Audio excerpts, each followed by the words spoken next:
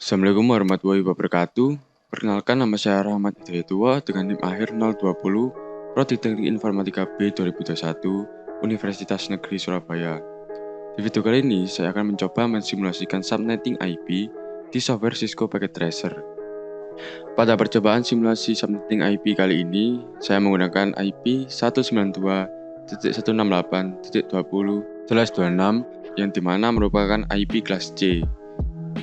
Alasan saya menggunakan IP tersebut dikarenakan skala jaringannya yang berjumlah 62. Ini cocok untuk skala perusahaan yang kecil. Oke, kita langsung saja memasuki aplikasi Cisco. Pada percobaan kali ini, saya menggunakan 3 buah PC yang sebenarnya itu bisa sampai 62 PC. Kemudian PC tersebut terhubung kepada switch yang nantinya akan terhubung lagi ke router dan switch. Untuk menghemat waktu, saya meng-copy paste jaringan yang dibuat karena model jaringan yang digunakan adalah sama. Setelah semua komponen tersusun, kita hubungkan dengan kabel. Saya menggunakan yang ada logo petirnya ini karena berfungsi sebagai penyambung otomatis. Jika ingin menyambungkan secara manual, kalian bisa menggunakan yang gambar hitam, kabel warna hitam ini, garis hitam.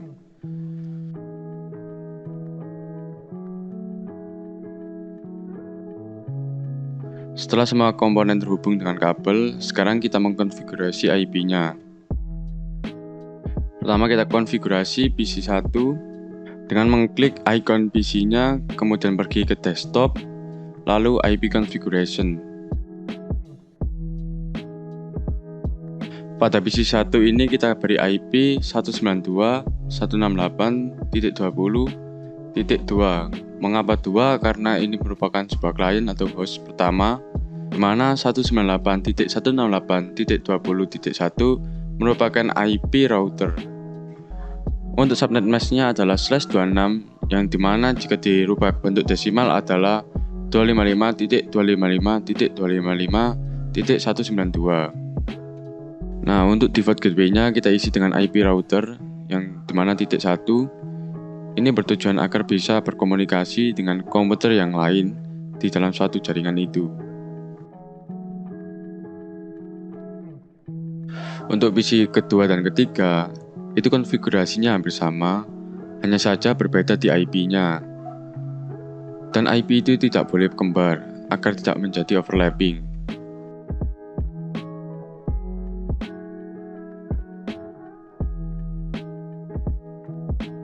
Untuk jaringan yang kedua ini, atau jaringan yang di tengah ini, konfigurasinya sama, namun untuk rentang hostnya akan berbeda. Karena jangkauan dari jaringan kedua ini adalah 65 sampai 26. Untuk jangkauan 65 ini digunakan untuk router, maka start kliennya adalah 66 sampai 126.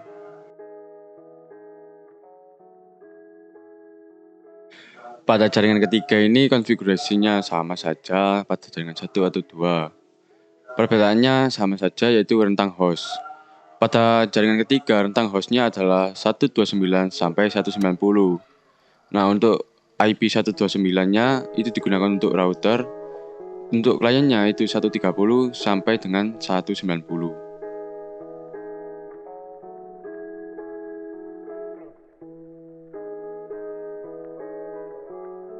Setelah selesai konfigurasi PC, sekarang kita memasuki konfigurasi router. Klik icon routernya, kemudian pergi ke config, kemudian di interface, klik Gigabit Ethernet 00. Kemudian kita menghidupkan routernya dengan mencentang on. Untuk IP-nya kita isi 192.168.20.1 sebagaimana yang sudah saya sebutkan tadi, di mana titik 1 ini merupakan IP router. Untuk subnet mask-nya juga sama. Kemudian lakukan hal yang sama pada router 2. Lakukan hal yang sama pada router kedua, dan untuk IP-nya adalah titik 65 sebagai IP router dan gateway. Pada router yang ketiga juga sama, perbedaannya pada IP juga, di mana IP untuk router ketiga ini titik 129.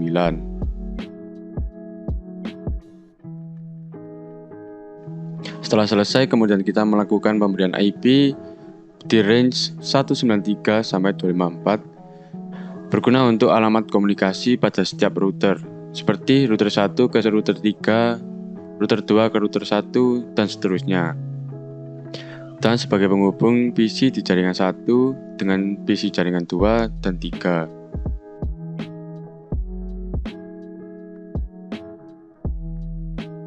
Nah, walaupun sudah diberi alamat IP ke setiap routernya, ini belum dapat berkomunikasi dikarenakan kita belum melakukan static routing. Untuk memberi static routing, klik pada routernya, klik pada routing static. Nah, network ini kita isi dengan IP broadcast. Karena ini pada router 1, maka kita beri IP broadcast router 2. Untuk mesh-nya sama seperti subnet mesh. Nah, untuk next sub ini adalah alamat IP pada jaringan keempat, yang dimana range-nya adalah 193.254 yang tadi kita telah berikan untuk menghubungkan setiap router, dimana IP router kedua adalah 194. Kemudian kita masukkan IP broadcast-nya router ketiga yaitu 128 dan next hub-nya adalah 195.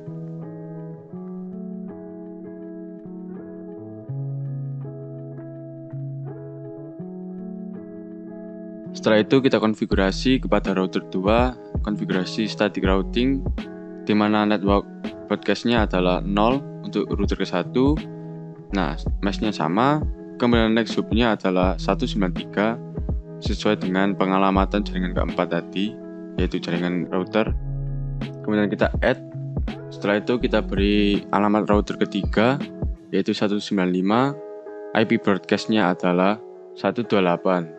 Kita add lagi. Oke, sekarang konfigurasi static IP pada router ketiga.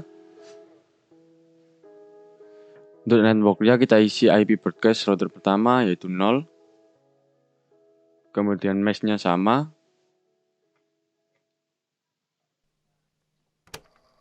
Dan next hub-nya adalah alamat IP pada jaringan keempat yaitu 193. Kemudian kita add. Setelah itu kita memasukkan alamat router kedua 194 dan IP broadcast-nya adalah 64. Kemudian kita add, setelah itu kita keluar, kita coba komunikasi pada jaringan 1. Dengan menggunakan icon mail ini, kita klik, kemudian kita coba PC 1 ke 3, oke, sukses, tertulis di pojok kanan itu. Kita coba lagi di PC 2 ke PC 1, juga sukses atau dapat dikatakan berhasil. Kita coba pada jaringan kedua, PC 2 ke 1, juga berhasil. Terus kita coba lagi dari PC 2 ke 3 juga berhasil. Jaringan 2 sukses atau berhasil. Untuk jaringan ketiga, PC 1 ke 3 juga berhasil. 2 ke 1 juga berhasil.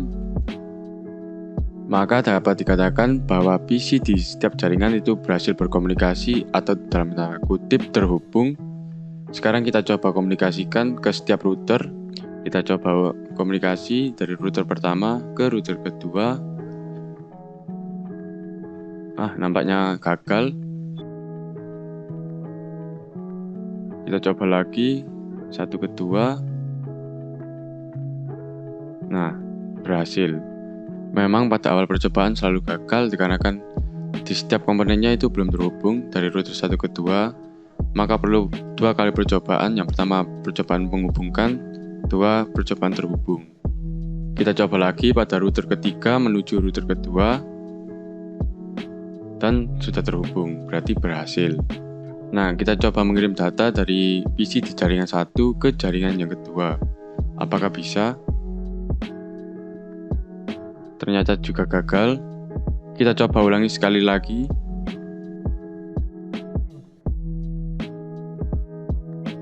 Nah, dapat dilihat tertulis bahwa berhasil. Memang tidak bisa langsung mengirimkan data dari jaringan 1, 2, atau 3. Itu perlu memakan waktu agar bisa memberikan ping atau memberikan send request. Nah, jika sudah melakukan beberapa percobaan seterusnya pasti akan bisa. Kurang lebih seperti itu. Demikian video simulasi subnetting IP di software Cisco Packet Tracer. Jika ada kesalahan kata atau salah dalam penggunaan aplikasi, Mohon maaf yang sebesar-besarnya. Saya ucapkan terima kasih telah menyimak video ini. Sampai jumpa di lain video. Assalamualaikum warahmatullahi wabarakatuh.